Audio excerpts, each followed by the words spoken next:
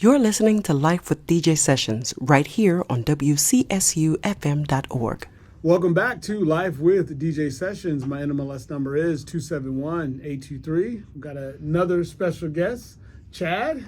How you doing, sir? Doing good. How are you? Thanks for having me. Yes. If you could introduce yourself to the audience, let people know who you are. Absolutely. My name is Chad Diggs. I am a local entrepreneur from Trotwood, currently reside in Dayton. I own multiple businesses from edible arrangements and catering, and then most recently CT83 Development and CT83 Escapes real estate companies. So, yeah. That's what's quick intro. Hey, he's being modest, man. This guy, so when I connect with you, and I always try to start the show off with how we connected.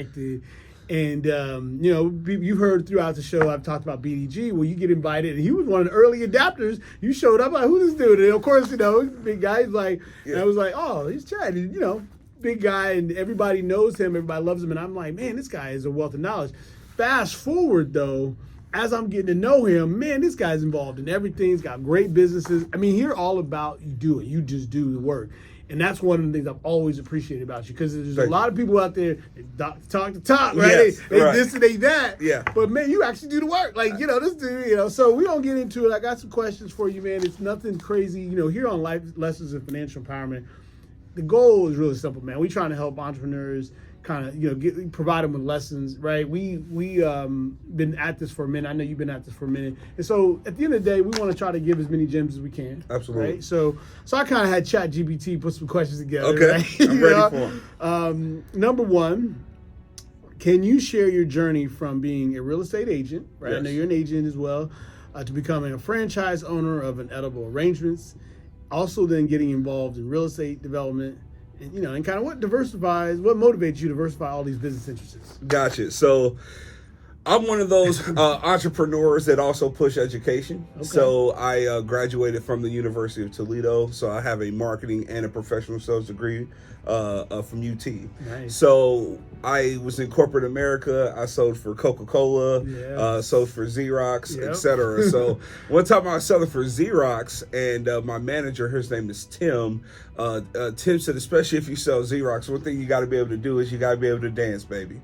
He said you got to be able to dance. Industry goes left, you got to go left with it. It'll go right, up, down. He said, and you got to keep your rhythm. Right. And really that stuck with me. And he told me that in 2010. And the whole life of an entrepreneur is just dancing. Right. I mean, it's going to take you in all different type of directions. So that's how, being able to dance and having the rhythm is how a big guy like me owns an edible arrangement. Yeah. So it was an opportunity that was presented to us when we owned our food storage business downtown that we recently sold to Chaminade Julienne. Yeah. That was in the paper in August. Okay. That we sold that to them, and just when you're in the mix, people just offer you opportunities. Yeah. And you have to be able to realize an opportunity, and edible arrangements was not anything I ever envisioned myself in. But next thing you know, you say, we'll get it, we'll make it better, we'll sell it, we'll have a big profit, and then you end up liking it. Okay. The next thing you know, you're dipping strawberries and cutting fruit and, put things together for baby showers. Nice. And it just took us in a whole different direction. And it just became even more popular with our philanthropy work and the work we did for the tornadoes and some of the work we've done with like the Dayton Food Bank, et cetera. Right. So we just had a lot of fun with edible arrangements. Right. And then moving along, when we sold the building to Chaminade, we needed a new course. And I was only interested in real estate and being a realtor because there's a million realtors. Let's just call it how it is. And there's some great ones, especially here in Dayton that I've worked with. I needed to see it. Right. I couldn't see a path being a corporate sales rep. Your 401ks and your large salaries and company cars to going into real estate. So what I was able to do is I sat down with Trenton Knowles, who's my business partner, and we kind of wrote out and scoped how could we maximize being in real estate if we're going to go with it? Yeah. So we looked at all facets of it. Right. There's rentals, there's short-term rentals, there's development, there's being a realtor and actually representing for other people. So we looked at all this and we just said we're just going to do it all. We're going to develop, we're going to rent properties, which we have. We flip properties, and then we represent other people. So we just took it from every angle. Man. Yep, that is dope. I just thought of something. You said Trevor. whatever is his name? Trenton. Is the CT Chad Trenton and then 83? So Chad Trenton 83. There you go. Nice. And then we're both born in April of 1983. So Trenton's actually 3 days ahead of older than me, and so. Yeah, it's I funny. was wondering what that CT83 was. Okay, dope. Out of months of thinking, that's just what we came up with, the CT83. It's dope. And so most recently, we've relocated to Trotwood, and we've opened up a real estate office there. And then that office is now opened up to other entrepreneurs. Nice. Yes, sir. I gotta come check that out. Gotta come check it out. Host a podcast there. Oh, heck yeah. I like, see, this. I told you, he'll take you in, boy. Yeah, come on in. Good. Number 2 here, what unique challenges and opportunities have you encountered in the real estate industry, both as an agent and a developer? Yeah, so let's start with the agent side. It was a transition going back to B2C, so back to business to consumer versus business to business. So you know with the consumer purchase, you have a lot more emotion and then a lot more at stake for the consumer. Right. For businesses, sometimes we may make $100,000 decision for a multi-million-dollar corporation. Not as much pressure as $100,000 decision for somebody who's going to be living there, moving their family or growing their family there, etc. Right. So it was a transition to back to a business to consumer transaction. Yeah, mindset too. So the challenges there just be once again with the buy-in from people, and then sometimes you'll get a lot of people will say, do they trust you? Do they buy in? So now you have to build trust. You have to do it fast, and then let them know like, hey, I'm really on your side. It's not. Everybody thinks it's 100% about commission, and it's not that. It's not. As a franchise owner of Edible Arrangements, how do you balance the demands of operating a franchise with other real estate ventures? Yeah, great. How do you balance that, man? Because sleep less. Yeah. So, but you gotta have your sleep. Though. You gotta have your sleep, but once again, you got to be able to dance. So things are going to take you a different direction. One good thing about Edible is the planning and preparation. Typically, Edible's heavier for your holidays, but even what I refer to as a micro holidays, like Sweetie's Day is coming up this week, right? Wait, is it? Yes. Those made up holidays? But to you like those every holiday's made up, right? That is true. Yeah, we like that one, though. We like that one. But yeah, so it was Boston's Week this past week. So, if you didn't acknowledge your boss on Boss's Day, do it. It's not too late. But I'm thinking about this sweetest thing because I'm like, man, I gotta. Yeah, you gotta come by and grab something. I gotta get We'll have it ready for you. Yeah, we'll have it ready for you. But yeah, so with Edible Arrangements, with a lot of those holidays, you can mark it on your calendar. Okay. So for instance, Valentine's week, Christmas week, Mother's Day week, 0 real estate. That's right. Yes. So those are my heavier weeks. Yeah. But throughout that, other than that, I am 100% real estate. Nice. Yes. That's smart. How do I get a list of all of those holidays? Because like now you got to be thinking about it. Like, I don't want to be that guy that missed out on Sweetest Day. Like, how got you. Follow ediblearrangements.com. There you go. And that was not a plug, man. I did not just do that. That was dope. Okay. Yeah, I took it though. Okay, I like that. All right.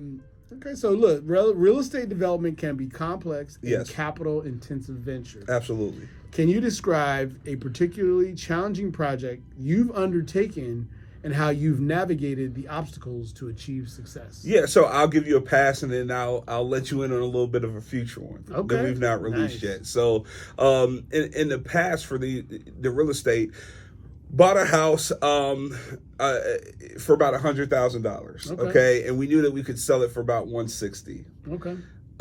Not being greedy, but wanting to maximize the value, I pulled some comps and saw, man, there's not many 4 bedrooms in this neighborhood.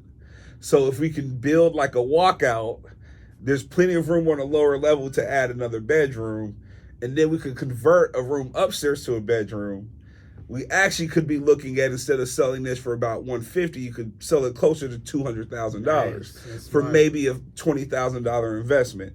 So I sat down with Trenton and I said, hey, Trenton's the CEO. Well, I was the CEO at the time. I since then have taken on more of a sales role. Mm-hmm. So in developing the Airbnb side, and we'll get to that. But I went to Trenton and I said, hey, I think we have to turn this 2-bedroom, 1-bath to 4-bedroom, 2-bath. Nice. And he's like, what? There's not even a space to do it. What are you talking about? Right. So I had already, and I know Trenton, so I had already drew out the plans, did everything. I already had an idea of how to do it, and I pitched it to him and told him it was going to cost us about $20,000. And he eventually and reluctantly, because he writes the checks, agreed. Yeah, we got 4 offers in 4 days, and the last offer in the 4th day was full price. Nice. So real nice. Yeah. So once again, having to be able to, in real estate, you have to maximize that opportunity every single time. You don't know when you're going to get your next swing. So especially from a development side and a flipping side, you have to be able to say, hey, let's do this, make this investment.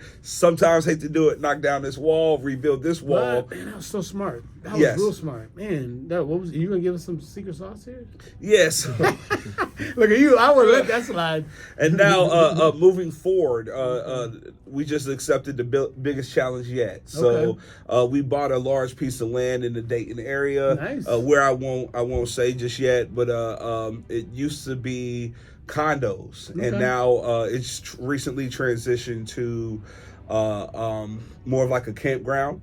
So we bought 4 acres there, and so now we're going to be developing, bringing tiny homes to it, bringing an attraction on that land. And so we've been able to work with current structures. That's nice. That's smart. So yes, in this case, we're not. It's just completely flat land. So you are okay. So this is the development of this course. We got to talk about more on offline. Yeah, absolutely, absolutely. Like okay. And we want to pretty much what we want to do is we want to bring an outside. I hate the word glamping, so I use urban campground to the West Dayton / Trotwood area. So for us to be able to do that, we needed the perfect piece of land, which we now have. And then development will start next summer. That's right, because all the guts are still down there at the bottom. All the guts are still at the bottom. That's what made it a great buy. Yeah, good call. Yes, sir. Yes, sir. So what key factors do you consider when evaluating potential real estate development opportunities, which we kind of just maybe said? Yes. And then how do you identify projects with the most potential and profitability and growth? Gotcha. So one thing I'll say is I'm not so prideful where I feel like I have to do it all. Right. I have a great business partner who, him and I always have the same end goal. And it makes things great. Yeah. The problem is we never agree on the path to get there. And that's what makes it fun. Trenton and I always have the same end goal, but you talking an A to B versus an A to C to D dude like me, and it just we make it work. And I think a lot of people think because we've been best friends since like 4th grade that we just get along and we agree on everything. There are so many fights, arguments, walk away. I'm happy we're not the same size. It probably would have got physical sometimes, but Trent's a longtime friend of mine. He's not afraid or intimidated by me in any way. If anything, I'm probably a little bit afraid of him.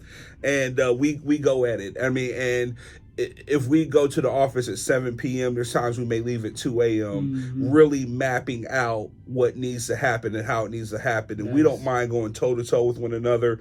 We don't mind reaching out to we love to reach out to his brother, attorney Chris Knowles. Yeah, so that's his younger brother, but we'll reach out to Chris and get some ideas from a legal standpoint. His mom's in property development. She's been a great mentor to us. Not just a mom, but a great mentor to us as well. And so we'll reach out to them and we'll bounce things off of them. Chad doesn't want a bathtub here, but I think all houses have to have a bathtub. And Chad wants a dining room. I hate dining rooms. So, we do a lot of that arguing. We bring it together, and usually we end up with the same goal and somehow on the same path. Yeah, the end goal is still the same. That was nice. That was good. And so you said, no, that's right, because Knowles attorney, we had the podcast. Exactly. They're all brothers. All brothers, yeah. Good name. Good people.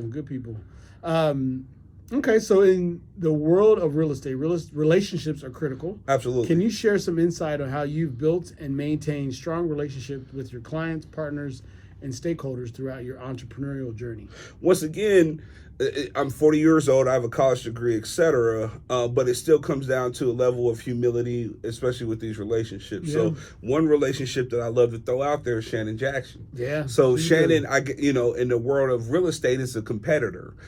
She's with a competitive company. She's with Howard Hanna. I'm with EXP, and we started out with Shannon Jackson and on her team because of our ventures and what we wanted to do from an entrepreneurial standpoint and develop CT83, we had to move on from Howard Hanna. They weren't as receptive to flippers and entrepreneurs like us. So we went to EXP, who's a lot more lenient when it comes to your business. But we kept the relationship with Shannon.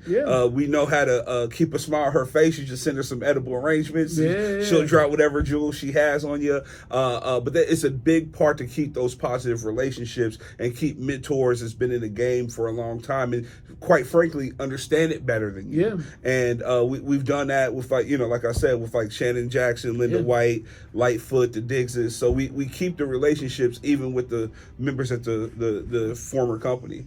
So then as far as investors, when it comes to investors, and Trent and I both being sales reps by trade, you have to sell yourself. That's true. And the best way to sell yourself is to prove. So of course we'll initially come and say, hey, here goes the idea. We'll present it well. We'll have facts. We'll have statistics, even sometimes drawings, and say, hey, we're asking you to invest in us, to believe in us here. Right. And then they believe in you more when you return. Right. So as long you're on time. Sometimes you're not on time, but you're upfront when you're not. Hey, this payment is due this day. We're not going to make it. We're not even close. Can we have another 6 weeks? Right. We'll take care of you. Or here goes the details. Or typically there's a late fee already built in there. Right. We'll get you taken care of. But we'll know. You'll know ahead of time when you're not going to make a deadline. Right. So the way to beat that is get ahead of it and move your deadline. That's right. So there you go. That's smart. The real estate market is known for its fluctuations. How do you adapt your strategies and business model to thrive in both booming and challenging economic conditions? I said at the beginning, we go all facets of it. So Airbnbs, this is the worst year for Airbnbs in the last 15 years. 2023 is. Right. And so we have Airbnbs. However, there's a housing shortage. Right. So we're able to create housing there. So when one goes down, the other one's up. Right. And so that's why rentals will work for us. We're looking at bringing some short-term rentals to Dayton. We have short-term rentals in Florida. So having different ways of producing income will be key. So if you're wanting to sell a house, I forgot the number. There's something like, I want to say 90, it's over 9,000 or something agents. I forget. It's a crazy number in the state of Ohio. And so I'm not always just going to be able to run out and sell a house. Right, okay. Right. Well, that's fine because I have income producing Airbnb properties. Right. We have income producing rental properties. Right, we can always just go grab a property in distress and flip it, et cetera. So you have to be able, we only gotten in this to be able to approach real estate from all sides. That's nice. Yes. See? All right. Other than that, it just doesn't make sense. Right. Yes. No, okay. All right. We are almost done here. I know, hang in there, audience. This guy's dropping. Hope I'm not boring him too bad. We're dropping a lot of jewels. Can you provide examples of innovative marketing and branding strategies that you've used to stand out in the competitive real estate and edible arrangement markets? Okay, so we'll start with edible arrangements first. I'll tell you, earlier I said I worked for Coca-Cola. Coca-Cola is the #1 branding company in the world. Yeah, in the world. Not just in the United States, in the world. And so I learned so much when I worked for Coca-Cola. Then you start going back to it, like, the Clydesdales, the polar bears on Christmas. And you start seeing you have to study marketing, okay? And I studied the psychology of marketing, and it goes much deeper than what a lot of entrepreneurs do, and they make the mistake is over Facebook posting. Hey, I'm a realtor, let me sell your house. Hey, I'm a realtor, let me buy your house. Hey, I'm a realtor. And really, there's a woman named Stavina Clay. She does great. Once again, a competitor, but she does great with her marketing online. Hey, let me talk to you about a buyback program. Hey, if you want to talk to, here goes a first-time home buyers program. Jay McQuay does it as well. They source out different programs and not just stick on, hey, just let me be your realtor, like some other people do. So for me, I know the colors to use and not to use. Okay, I know the best time to post on social media versus not. I know when to tag and when to check in, etc. So I know the psychology behind marketing. I know what colors could change your mood if you're in a bad one, etc., etc. Nice. So so it's not just saying, hey, come with Chad and saying trust Chad, and then all my marketing behind it will give you kind of my background to essentially build more trust. Nice. So how do I get those colors and stuff? That's good. Yeah, we'll work on it. So when I sold for Xerox, I created a book called The Power of Color. And I'll send you some of that. Yeah, so it'll show you the difference between a red and a yellow, etc. And then you also find out like orange catches your eye sees orange better than any other color. Okay. So you start seeing knowing things like that, and you start incorporating orange into your logo. Yeah, I see. Okay. That's dope, Yes. All right. And then from an edible arrangement standpoint, it helps because of the holiday. So, but then you don't want to bog yourself down with just holidays that you recognize, not just Christmas, but Hanukkah, and then eventually we want to push Kwanzaa as well. Then you have New Year's and New Year's Eve. Then you start celebrating or being there for those who celebrate holidays that you don't know anything about, like Diwali, etc. So there's multiple Jewish holidays. There's your Easters and the different religions and celebrating Juneteenth and July 4th, etc. So being there for everyone that celebrates every occasion.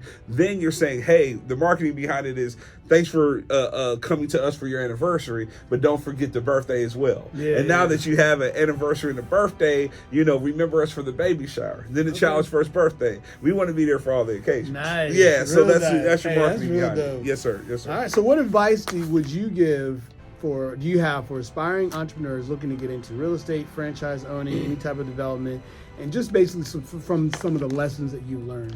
Yeah, so I've been very positive, and here I can be straightforward.